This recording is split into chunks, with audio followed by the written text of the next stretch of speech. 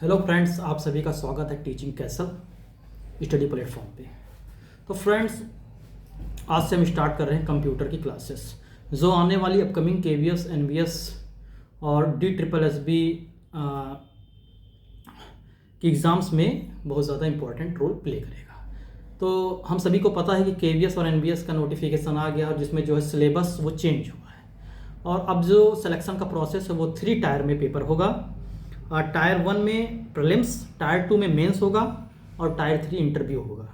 और जो मेंस का पेपर है उसमें जो है आपका डिस्क्रिप्टिव क्वेश्चंस भी हैं शायद 40% के। तो टायर 1 के प्रिपरेशंस के लिए जो सिलेबस है उसके अकॉर्डिंग हमें प्रिपरेशन करना चाहिए और जो हमारी स्ट्रेटजी होनी चाहिए अपकमिंग 20-25 आई थिंक 25 दिन बचे हैं, 25 दिन आप समझिए, बाकी दिन जो बचे हैं वो रिविज़न करेंगे आप। तो 25 डे लेफ्ट है आपके पास और इतने कम समय में आपको ऐसी स्ट्रेटजी बना के चलनी है और कॉन्टीन्यूसली आपको पढ़ना है ताकि सिलेक्शन आपका इजीली हो सके। तो जो गुड स्ट्रेटजी होगी सिलेबस को देखते हुए वो ये होगा कि आप कंप्यूटर को भी ठीक ठाक टाइम दीजिए।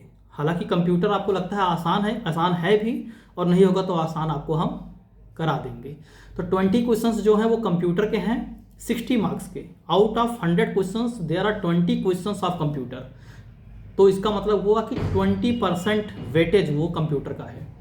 तो आप कंप्यूटर पढ़िए और उसके साथ साथ लैंग्वेज के दो पेपर हैं 10 क्वेश्चंस के, उसको भी आप पढ़िए। लैंग्वेज में हिंदी और इंग्लिश, ये हो गया आपका। फिर यदि आप इंडिया के और किसी रीजन से हैं तो आपको इंग्लिश के साथ साथ एक पेपर और कंपलसरी लैंग्वेज का है, उसको भी आपको पढ़ना है।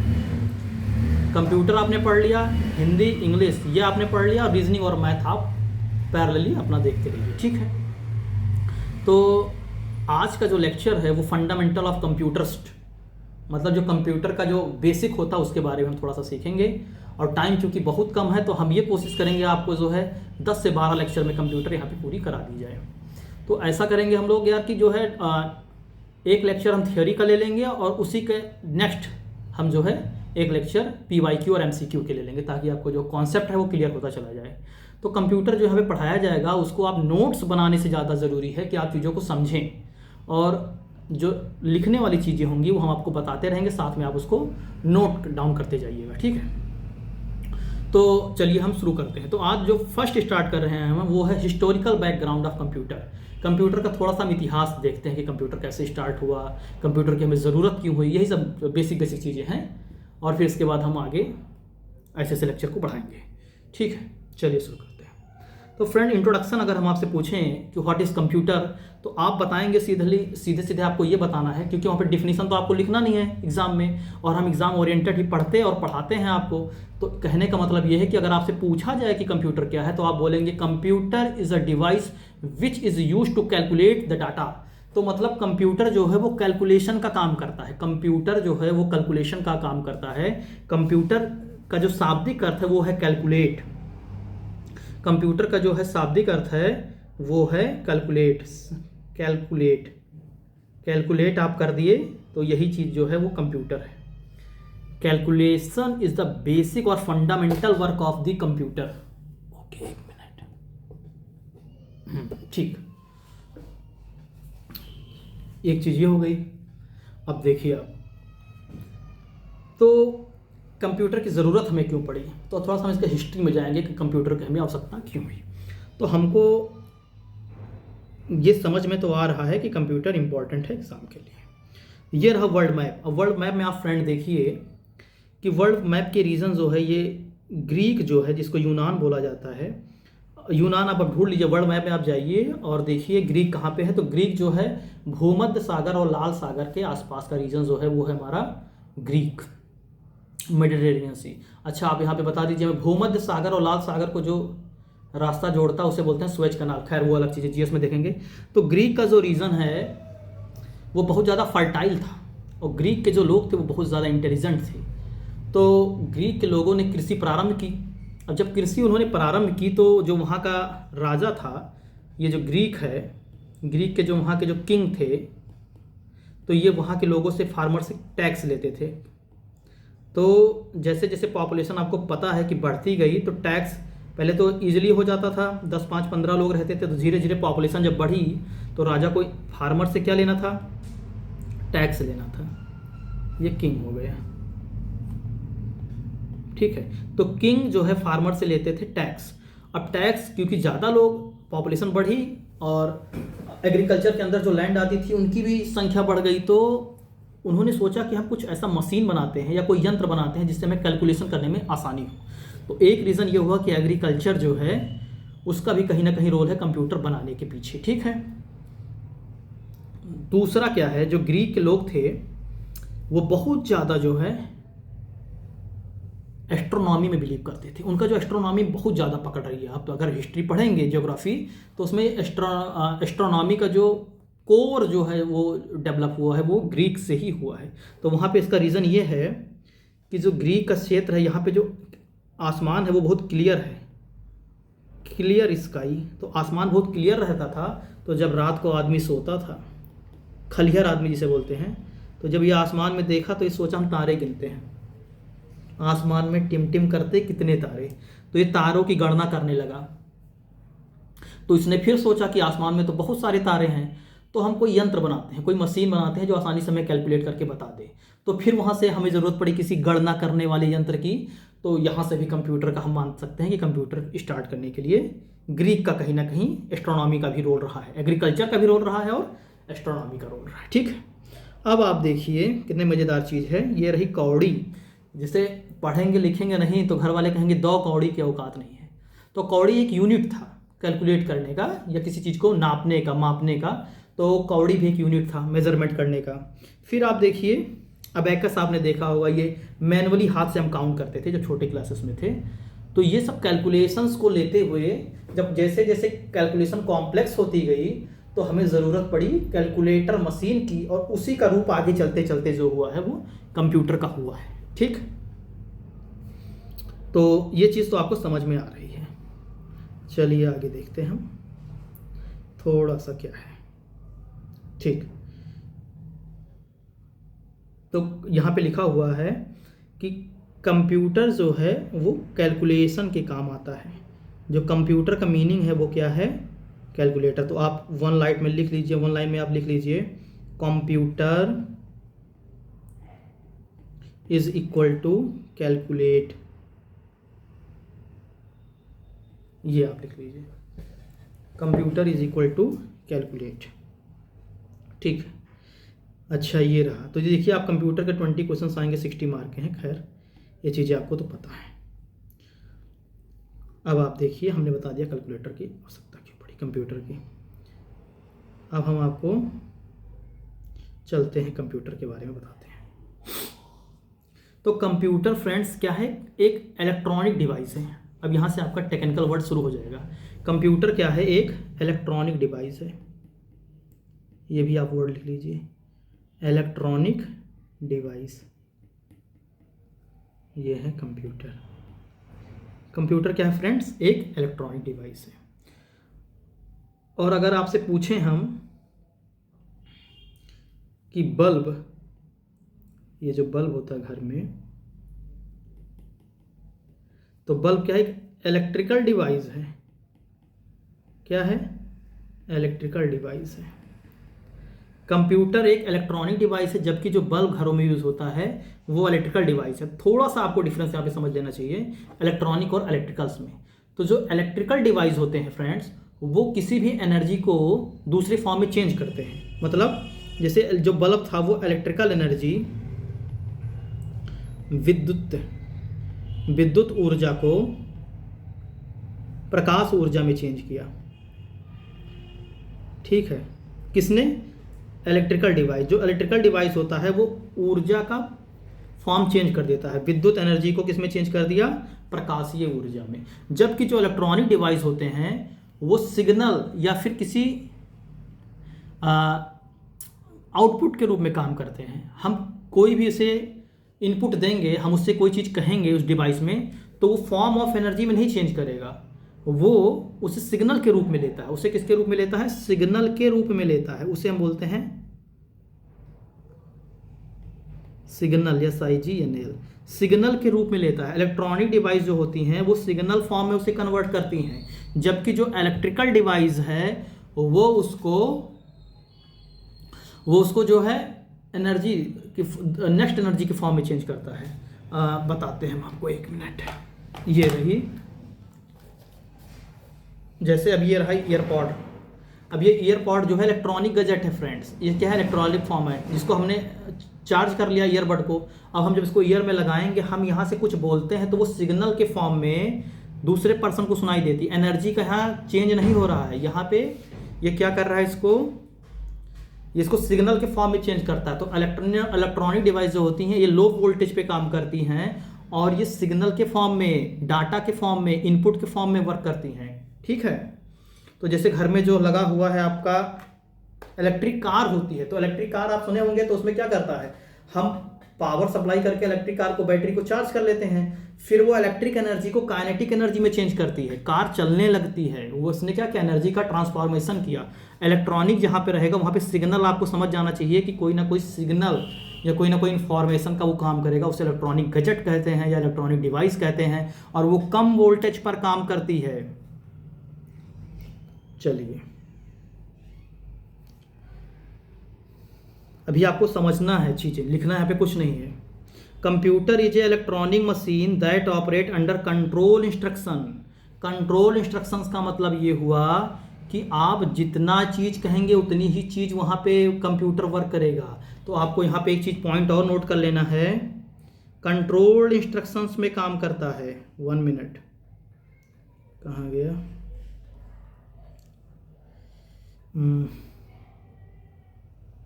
हाँ ठीक है, आप काम कीजिए, ऐसे लिखिए, यहाँ पे आप डालिए कंप्यूटर, कंप्यूटर लिख लीजिए, और यहाँ पे आप लिख लीजिए कैलकुलेट, दूसरा आप लिख लिए कंट्रोल्ड, ये इंपॉर्टेंट वर्ड है, कंट्रोल्ड इंस्ट्रक्शन। आपने अगर कंप्यूटर से बोल दिया कि हमको प्रिंट दीजिए, तो वो प्रिंट ही देगा। अब कंप्यूटर ये नहीं करेगा कि जो फिल्म बना के आपको मूवी दे दे, आपने जो उसे कमांड दिया है वो वही करेगा। तो कंट्रोल्ड इंस्ट्रक्शंस के अकॉर्डिंग काम करता है कंप्यूटर। ये एमसीक्यू में क्वेश्चन आ सकता है आपको कि कंट्रोल्ड इंस्ट्रक्शन के अकॉर्डिंग वो काम करता है। और जो आप उसको बोलते हैं, जो आप इस कंप्यूटर है, अगर ये कंप्यूटर आपका है, अब कंप्यूटर को आप जो चीज़ बोलेंगे इसे बोलते हैं इनपुट। क्या बोलते हैं, इनपुट। और यहाँ से वो जो निकलता है उसे बोलते हैं आउटपुट। तो आप जो कंप्यूटर को कमांड दे रहे हैं, जैसे मैंने कंप्यूटर से बोला, computer please print this page, print this photograph, तो आप जो बोल रहे हैं उसको कह रहे हैं वो इनपुट है। वो क्या है, इनपुट है। और वो जो प्रिंट दे के हमको पेज दे रहा है, फोटो कॉपी मशीन पे आप जाते हैं या कहीं पे जाते हैं, तो वो आउटपुट है। तो हम कोई भी चीज़ उसे कमांड जो बोलते हैं वो क्या होता है, इनपुट। वो क्या होता है, इनपुट होता है।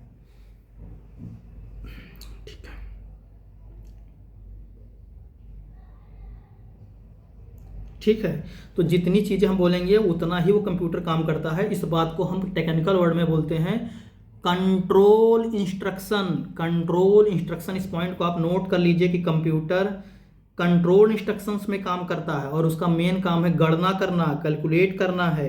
पार्ट्स ऑफ कंप्यूटर ये बाद में बताई जाएंगी चीज़ें, यहाँ पे आप बस थोड़ा बेसिक समझते जाइए। और क्या करता है कंप्यूटर, कंप्यूटर डाटा को स्टोर करता है। कंप्यूटर डाटा स्टोर करता है। डाटा क्या करता है, स्टोर करता है कंप्यूटर। ये भी आप पॉइंट वाइज लिखते चलिए फ्रेंड, हम आपको यहाँ पे बेसिक बता रहे हैं जो एग्जाम्स के लिए इंपॉर्टेंट है। फिर अब जो कंप्यूटर है, जो हमने यहाँ पे डाटा फीड कर दिया है, इस डाटा को वो प्रोसेस करता है। ये जो कंप्यूटर है, समझिए आप, यहाँ से हमने जो इसको डाटा दिया, तो डाटा दिया तो हमने क्या दिया, इनपुट। इस डाटा को क्या करेगा, प्रोसेस करेगा। कंप्यूटर डाटा को प्रोसेस करके हमको जो डाटा देता है वो एक डिवाइस के थ्रू करता है, जिसको हम बोलते हैं friend EDP, electronic data processing. EDP का फुल फॉर्म आप लिख लीजिए, एग्जाम में पूछा जाएगा, एग्जाम में आपसे पूछा जाएगा श्योर एंड सर्टेन। ईडीपी का फुल फॉर्म क्या है, इलेक्ट्रॉनिक डाटा प्रोसेस। कंप्यूटर का जो काम है वो क्या है, डाटा को प्रोसेस भी करता है। ये फुल फॉर्म आप नोट करते रहिए, इलेक्ट्रॉनिक डाटा प्रोसेस। पीडीएफ आपको मिल जाएगा, बिल्कुल परेशान मत होइए, लेकिन जो चीज़ें मैं बोल रहा हूँ वो प्लीज़ आप नोट करते रहिए अपनी कॉपी में। अब हम थोड़ा सा हिस्टोरिकल इवोल्यूशन के बारे में जानते हैं। हमने आपको बता दिया वो काउंटिंग, एग्रीकल्चर, टैक्स वगैरह उसके बारे में है। तो अब हम क्या करते हैं कि जब हम कैलकुलेशन करना स्टार्ट किए कंप्यूटर का, तो जिस इंस्ट्रूमेंट या जिस टेक्निक के द्वारा हम यूज़ कर रहे थे, किस टाइप के इंस्ट्रूमेंट हम यूज़ कर रहे थे, ध्यान से सुनिए आप, किस टाइप का, नोट करते रहे आपको, एक मिनट कंफ्यूज मत होइए, किस टाइप का इंस्ट्रूमेंट, किस टाइप का इंस्ट्रूमेंट हम यूज़ करते थे, उसके आधार पर लिखते रहिए, उसके आधार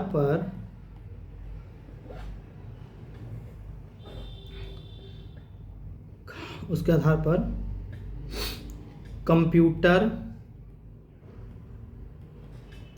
को 3 भागों में बांटा जा सकता है। कितना आसान है।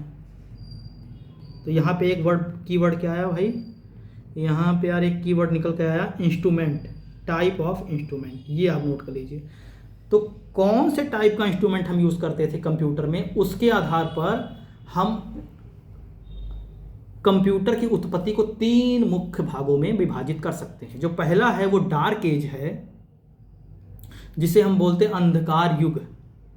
वहाँ पे लिखना नहीं एग्जाम में जाके कि what is dark age and what was the dark age, write a definition, वहाँ डिफिनीशन नहीं लिखनी है, आपको चीज़ें समझनी है। तो डार्क एज जो है वो फर्स्ट पीरियड था कंप्यूटर के इवोल्यूशन का, और उसके बाद आया है मिडिल, और फिर आपका आया मॉडर्न। बहुत सिंपल है, 3 भाग में हम विभाजित कर लेते हैं। पहला है डार्क पीरियड, दूसरा है मिडिल पीरियड, और तीसरा है मॉडर्न। तो यहाँ से निकल के आ गया DMM। तो मॉडर्न तो लास्ट होगा, सबको वैसे पता है, और बीच में है तो मिडिल है, और डी से है डार्क। अब एग्जाम में जो क्वेश्चन आएगा MCQ, वो आपसे पूछ सकता है कि डार्क एज का पीरियड कहाँ से कहाँ तक था। तो यहाँ आप नोट कर लीजिए, डार्क पीरियड, अंधकार युग 5000 ईसा पूर्व से 1890 AD के बीच का जो पीरियड है वो डार्क एज है। मिडिल एज क्या है, मध्यकाल जो है वो 1890 से लेके 1944 तक है, ये भी आपको ध्यान रखना है, ये एग्जाम में पूछा जा सकता है MCQ में। और तीसरा है मॉडर्न एज जो है आपका, वो 1944 से अभी तक का, मतलब अभी हम किसमें, अभी हम मॉडर्न में है ना, मॉडर्न एजेस में है, 1944 से लेकर अभी तक का। तो याद करने का सिंपल सा तरीका है, 1890 आप याद कर लीजिए, 1890, फिर 1890 से 1944, 1944, मतलब देश आज़ाद होने के पहले 1944, और 1944 से अभी तक का जो है वो है हमारा मॉडर्न पीरियड। तो किसके आधार पे इसको हमने कैटेगराइज किया था यार, तो हमने कैटेगराइज किया था कि इंस्ट्रूमेंट क्या यूज़ होते थे, हम किस इंस्ट्रूमेंट के आधार पे, टाइप ऑफ इंस्ट्रूमेंट के आधार पे, कंप्यूटर के अंदर कौन सा हम टेक्निक यूज़ करते थे, उसके आधार पे हमने जो है किस टाइप का इंस्ट्रूमेंट हम यूज़ करते थे कैलकुलेट करने के लिए, उसके आधार पे हमने कंप्यूटर के इतिहास को, कंप्यूटर की उत्पत्ति को 3 मुख्य भागों में विभाजित किया है। ठीक है, अंधकार युग, सुनाई दे रहे हैं हम, आई एम ऑडिबल, हाँ ठीक है, अंधकार युग, मध्य युग और आधुनिक युग, इसको आप नोट कर लीजिए। ठीक, चलिए अब हम आपको बताते हैं डार्क एज क्या था, अंधकार युग क्या था। डार्क एज में क्या हुआ फ्रेंड्स, अगर आप थोड़ा सा हिस्ट्री या ज्योग्राफी में आप जाएंगे तो डार्क एज में क्या था कि जो कंप्यूटर के अलावा कई चीज़ों में डार्क एजेस आई हैं। जैसे ज्योग्राफी आप पढ़ेंगे तो वहाँ भी डार्क एज आया है। तो जो है रोमन अम्पायर जैसे जैसे गिरा, और इटली में जो है रेनेसा, पुनर्जागरण आया, मतलब कि साइंटिफिक टेम्परामेंट जैसे जैसे बढ़ा उसी चीज़ को, अब डार्क एज वैसे वैसे घटा।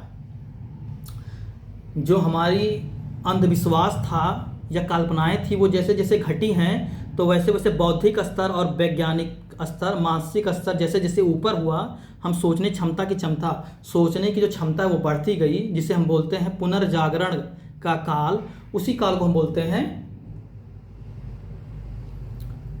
Dark as.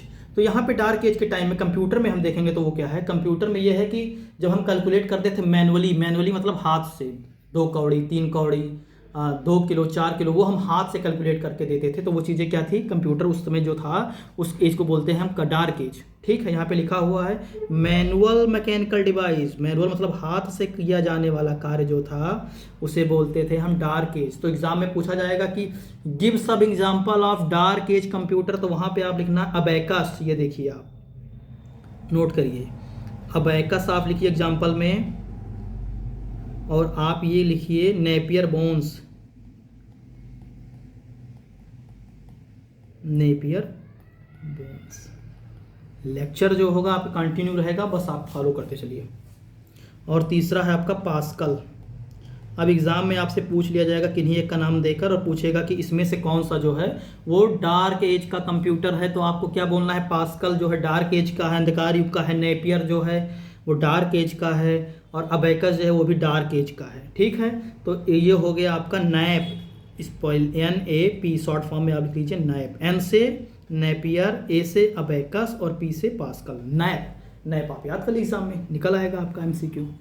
ठीक, अब मिडिल एज में आएंगे, जो मध्यकाल का समय था जिसको हमने देखा था 1890 से 1944।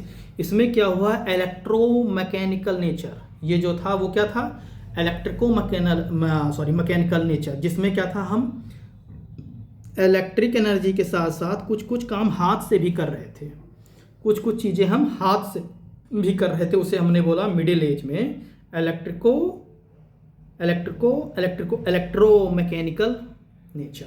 और इसका एग्जांपल आप देंगे तो क्या देंगे, हॉलरिथ टैबलिंग मशीन, ये एग्जांपल है आपका हॉलरिथ टैबलिंग मशीन, इसको ऐसे HTM ऐसे शॉर्ट फॉर्म याद कर लीजिए, HTM। और एक आपके पास है Atanasoff Berry computer ABC, Atanasoff Berry computer और हॉलरथिथ, ये आपको याद करना है जो एग्जाम्पल्स हैं। ठीक, फिर मॉडर्न कंप्यूटर में जब हम आएंगे तो मॉडर्न कंप्यूटर में क्या हुआ, कंप्यूटर की जो इफिशियंसी थी, जो कार्य करने की क्षमता थी, वो बहुत ज़्यादा बढ़ गई, और उस एज को हम बोलते हैं मॉडर्न एज, जो आज का एज चल रहा है, जिसमें कंप्यूटर आप देखेंगे कि पहले कंप्यूटर बहुत बड़े बड़े होते थे, शायद एक कमरे में भी नहीं आते थे, और अब कंप्यूटर जो हुआ है वो छोटा होता चला गया है, और लैपटॉप आप देख रहे हैं, टैबलेट आ गए हैं। तो ये सब चीज़ें जो हैं धीरे धीरे जनरेशन वाइज जो हैं वो विकसित होती रहेंगी। ठीक, अब हम देखते हैं फ्रेंड, मार्क 1 जो है वो हमारा कंप्यूटर 1, पहला कंप्यूटर इसको माना जाता है 1937 में है। तो मार्क 1 जो है ये आपका है, ये देखिए आप यहाँ पे, ये मार्क 1 है, MARK मार्क फर्स्ट इसको बोल लीजिए। मार्क फर्स्ट का कौन बनाया था, ये आप नाम लिख लीजिए, हॉवर्ड एकेन, हॉवर्ड, ये आप नाम लिख लीजिए, हॉवर्ड HOWARD, ये नोट करते रहिए, हॉवर्ड एकेन। थोड़ा सा आपको याद रहेगा तो MCQ में निकल आएगा, वहाँ स्पेलिंग आपको ज़्यादा नहीं ध्यान देना, वो लिखना नहीं है आपको। ठीक है, तो मार्क 1 1944 में बना, ये भी आप याद कर लिए, 1944। इसी के बाद शुरू हो गया था क्या, मॉडर्न एज। ठीक, अब कंप्यूटर के जनरेशन्स के बारे में हम यूज़ करते हैं, जैसे हम बोलते हैं first generation computer, second generation computer. तो ये जनरेशन क्या है, इसके बारे में हम थोड़ा सा समझते हैं। तो जनरेशन जो है वो टेक्निकल डेवलपमेंट के अकॉर्डिंग धीरे धीरे चेंज हुआ, जैसे जैसे हमारी टेक्नोलॉजी बढ़ी तो कंप्यूटर के जनरेशन अपग्रेड होते गए। फर्स्ट जनरेशन का जो कंप्यूटर है वो उसका 1946 से 1959, 1946 से 1959। सेकेंड जनरेशन 1959 से 1965, थर्ड जनरेशन 1965 से 1971, फोर्थ जनरेशन 1971 से 85, और फिफ्थ जनरेशन जो भी है 1985 से ऑनवर्ड जो अभी चल रहा है, फिफ्थ जनरेशन है 1985, जिसमें AI आ गया है, आर्टिफिशियल इंटेलिजेंस इसमें आ गया है, किसमें, फिफ्थ जनरेशन में। अब देखो कहेंगे सर बहुत ज़्यादा है, कैसे इसको डेट याद करेंगे। मोबाइल नंबर 10 अंक का 4 लोगों को आपको याद हो जाता है, और ये याद करने में आपको बहुत टफ लग रहा है, तो इसको हम क्या करेंगे, पीछे के हम नंबर पकड़ लेंगे। देखिए चार्ट वहाँ बना लीजिए एग्जाम में, तो हम क्या करेंगे 46, 59, 65, 71, 85 ऐसे याद करेंगे। 46, 59, 65, 71 85। चलिए आपको और इजी बताते हैं, टफ लग रहा होगा कि लाइन से लिखते हैं। चलिए देखिए, आप ऐसे लिखिए एग्जाम में जाके, ऐसे लिखिए 46 यहाँ से, 59 ये वाला, 65 यहाँ से, 71 और 85। 10 अंक का मोबाइल नंबर हो गया। 46 59 65 71 85 लिख लीजिए, और फिर इसके बाद इसके पीछे वाले जो हैं ये 2 डिजिट नंबर 59 65 71 85 और ये। अब देखिए 46 से 69, 69 से 65, 65 से 71, 71 से 85 और 85 से अभी तक। ये 5 हो गया कि नहीं हो गया? तब क्या, इसे पढ़ो मज़ा आ जाएगा। ये हो गया फर्स्ट, ये हो गया सेकंड जनरेशन, ये हो गया थर्ड जनरेशन, ये हो गया फोर्थ और ये हो गया फिफ्थ। समझ में आ गया? ऐसे याद कर लीजिए आप। ठीक, तो फर्स्ट जनरेशन का जो कंप्यूटर था, अब यहाँ से थोड़ा सा समझना पड़ेगा, ठीक है। द फर्स्ट जनरेशन कंप्यूटर जो था वो 1946 से 1959 के बीच में जो कंप्यूटर चल रहे थे उनको हम बोले फर्स्ट जनरेशन। तो अंतर क्या क्या हुआ, हम कहे फर्स्ट जनरेशन कह रहे हैं इस कंप्यूटर को, फिर सेकंड कह रहे हैं, फिर थर्ड कह रहे हैं, काम तो वही है, कैलकुलेट करना ही है। तो फिर हम अलग अलग जनरेशन का कंप्यूटर उनका नाम क्यों दे रहे हैं? क्योंकि जो उनका प्रोसेस करने का जो टेक्निक था, जो कार्य करने की उनकी जो तकनीक थी, वो उसमें बहुत ज़्यादा इजाद हुआ, बहुत ज़्यादा चेंजेस आए, बहुत ज़्यादा इवॉल्व हुई, बहुत ज़्यादा अपग्रेडेशन हुई।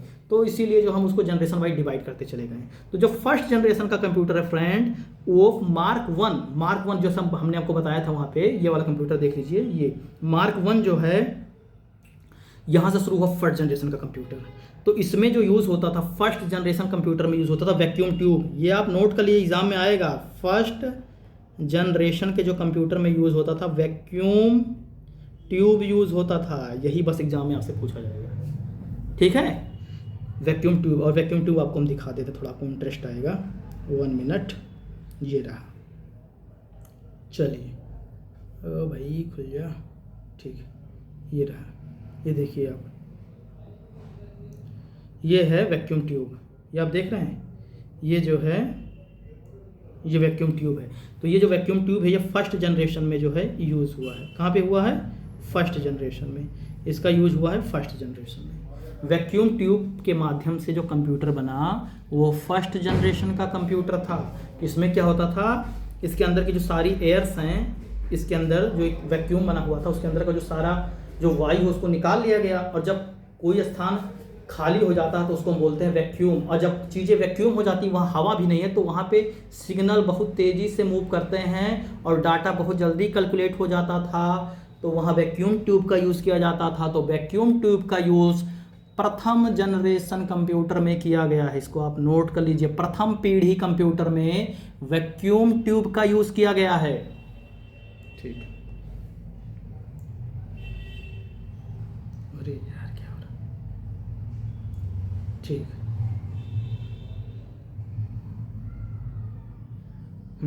तो ये रहा, यहाँ पे आप देखिए ये है वैक्यूम ट्यूब। वैक्यूम ट्यूब जो है वो फर्स्ट जनरेशन के कंप्यूटर में यूज़ किया गया है। और ये कितना बड़ा होता था, एक रूम में आता था, रूम पूरा भर जाता था, इतना बड़ा होता था फर्स्ट जनरेशन का कंप्यूटर, ठीक है। तो हमने देखा वैक्यूम ट्यूब आपको याद करना है, हंसी मजाक एक जगह। वैक्यूम ट्यूब होता था, लार्ज साइज का होता था, ठीक है।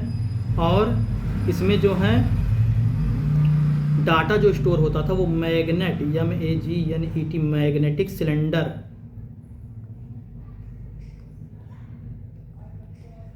मैग्नेटिक सिलेंडर का यूज़ किया था। इसमें डाटा रखा था, चुंबकीय सिलेंडर, चुंबकीय बेलन के रूप में होता था, ऐसे प्रकार करके।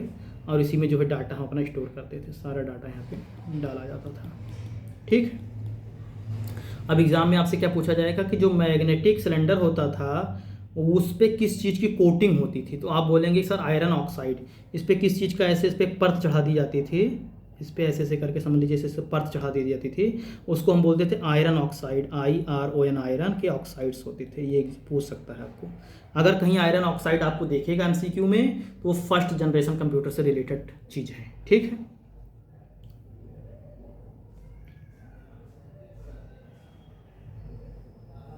तो ये हो गया फर्स्ट जनरेशन, आप इसको नोट कर लीजिए।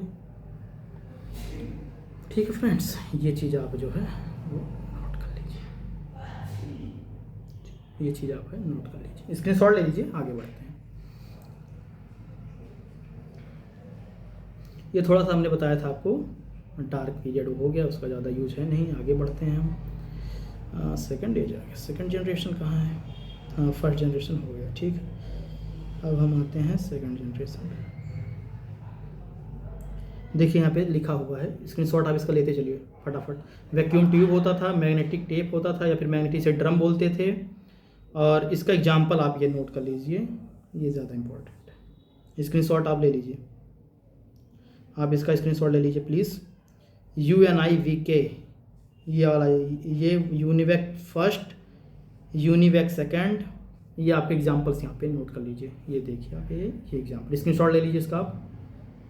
चलिए अब सेकंड जनरेशन पे फ्रेंड्स हम आते हैं। तो जो सेकंड जनरेशन के कंप्यूटर थे उसमें हमने क्या किया, वैक्यूम ट्यूब पहले था, अब वैक्यूम ट्यूब को हम हटाकर ट्रांजिस्टर का यूज़ किए हैं। वैक्यूम ट्यूब क्या किया है, हमने हटा दिया है, और वहाँ पे इसकी वैक्यूम ट्यूब की जगह हमने क्या यूज़ किया है, ट्रांजिस्टर। ये इंपॉर्टेंट है, ये है ट्रांजिस्टर, आप देख लीजिए, ये ट्रांजिस्टर है। ट्रांजिस्टर की खासियत ये है कि इसमें 3 ऐसे निकले होते हैं, क्या होते हैं, 3 होते हैं इसमें, इमिटर, ये सब बताएंगे नेक्स्ट लेक्चर में आपको। तो ट्रांजिस्टर में जो होता है ये 3 होता है, इस प्रकार का ट्रांजिस्टर होता है। अब पुराने ज़माने की जो रेडियो होंगे उसमें आप देखे होंगे तो इस प्रकार की चीज़ें लगी होती थी। आई होप कि आपको कुछ समझ में आ रहा है, ठीक। तो हमें बस ये चीज़ ध्यान रखना है कि वैक्यूम ट्यूब को हटाकर ट्रांजिस्टर लगाया गया, और उस जनरेशन के कंप्यूटर को बोलते हैं सेकंड जनरेशन और नेक्स्ट जनरेशन कंप्यूटर। बस बात खत्म, इतना ही बस यहाँ पे आना है, ठीक है।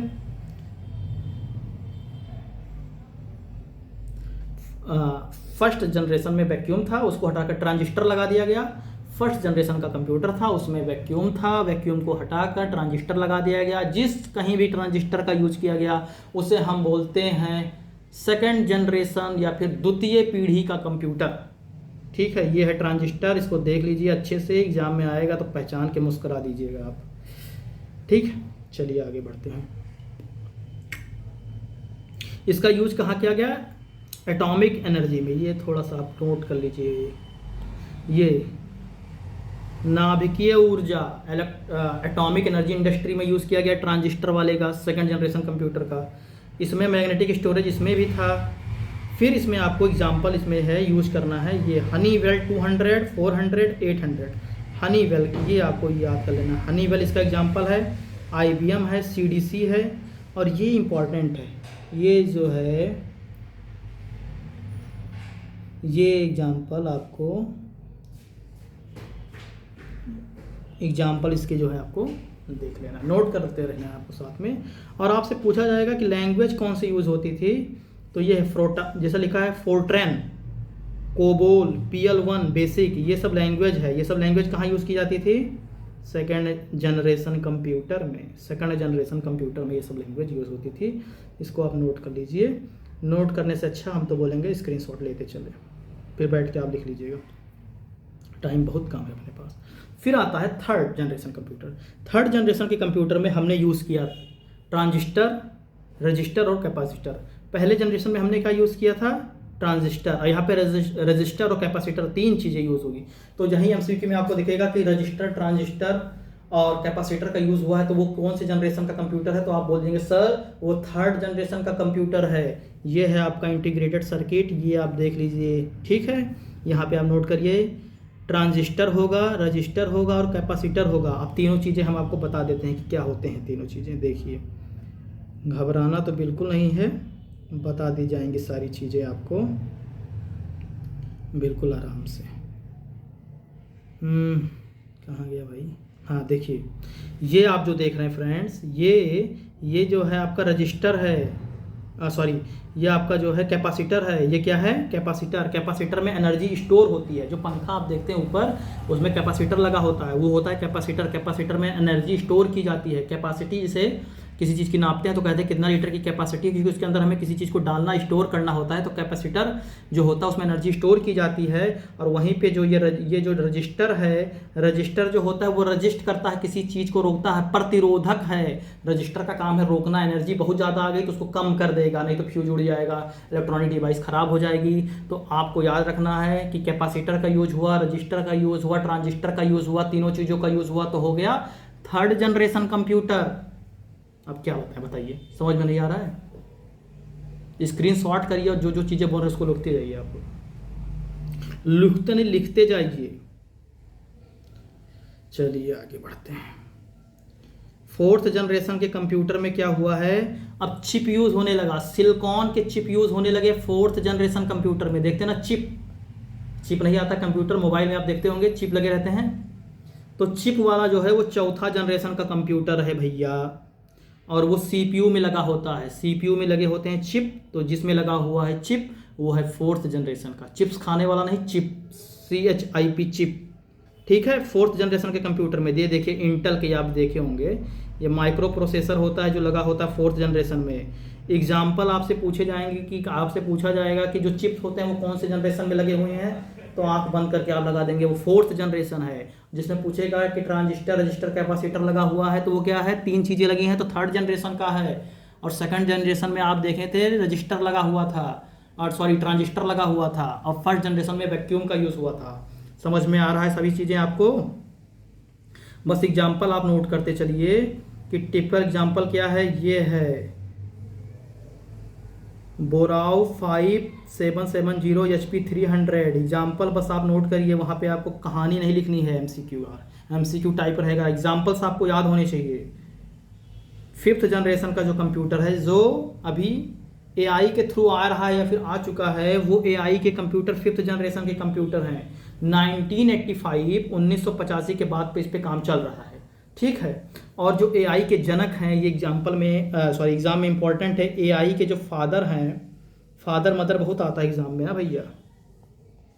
चलो, जो फादर हैं वो हैं जॉन, JOHN, जॉन MC कैर्थी, ये याद कर लीजिए, जॉन साहब को याद कर लीजिए, जॉन MC कैर्थी। और ये रहे जॉन MC कैर्थी साहब, इनको थोड़ा सा आपको देख लीजिए, ये रहे, मुस्कुरा दीजिए इनको देखकर, यही AI के जनक हैं, ये है जॉन MC कैर्थी, ठीक है। तो फिफ्थ जनरेशन में AI है। आप मजाक हंसी अपनी जगह नोट करते चलिए आप, ठीक है, ठीक है। और आज के लेक्चर में इतना ही फ्रेंड्स, और जो फंडामेंटल्स कंप्यूटर थे वो यहाँ पे क्लियर कर दिए गए हैं। अब आने वाले टाइम में आने वाले लेक्चर्स में, टाइम जो भी बोलें, उसमें हम इनपुट्स क्या होते हैं, आउटपुट्स क्या होते हैं, और जो इम्पोर्टेंट्स शॉर्टकट्स हैं उसके बारे में, मतलब जो एग्जाम में डायरेक्ट क्वेश्चन आएंगे उसके बारे में हम यहाँ बात करेंगे। ये लेक्चर आपको भले ही लग रहा हो उतना इंपॉर्टेंट ना हो, बट ये लेक्चर जो है आपका कंप्यूटर में एक आपको इंटरेस्ट पैदा करेगा और अपकमिंग एग्जाम के लिए आपको तैयार करेगा, और अंडरस्टैंडिंग लेक्चर से आपकी बढ़ेगी। तो इसमें हमें जो है जनरेशन आपने देख लिया, डार्क एज देख लिया, मॉडर्न एज देख लिया, ये सब चीज़ें देख लिए। अब हम आपको बताते हैं पढ़ना कैसे है। आपको चार्ट बना लेना है, एक पेज लीजिए A4 साइज का, उसमें 3 कॉलम बनाइए, जिसमें आपका डार्क एज रहेगा, मिडिल एज रहेगा और मॉडर्न एज रहेगा। उसका टाइम पीरियड आप लिख लीजिए वहाँ पे, ये हो गया। और इसके बाद आपको काम करना है जनरेशन ऑफ कंप्यूटर्स के, कौन कौन से जनरेशन कंप्यूटर थे। तो 5 प्रकार के जनरेशन हमने देखा है। तो पहले वाले में वैक्यूम था, दूसरे वाले में ट्रांजिस्टर था, तीसरे वाले में 3 चीज़ें थी, रजिस्टर, कैपेसिटर, ट्रांजिस्टर, और चौथे वाले में हमने देखा था चिप आ गया था, और 5वें में AI आ गया है। ये 5 चीज़ों कॉलम बना के आप नोट कर लीजिए, और जो first generation, second generation, third generation, fourth generation के एग्जांपल्स याद कर लीजिए, और उनमें जो लैंग्वेज यूज़ होते हैं वो वहाँ पे यूज़ करके आप नोट कर लीजिए। बस एक पेज में नोट बनाइए और इसी को रिवाइज कीजिए। टाइम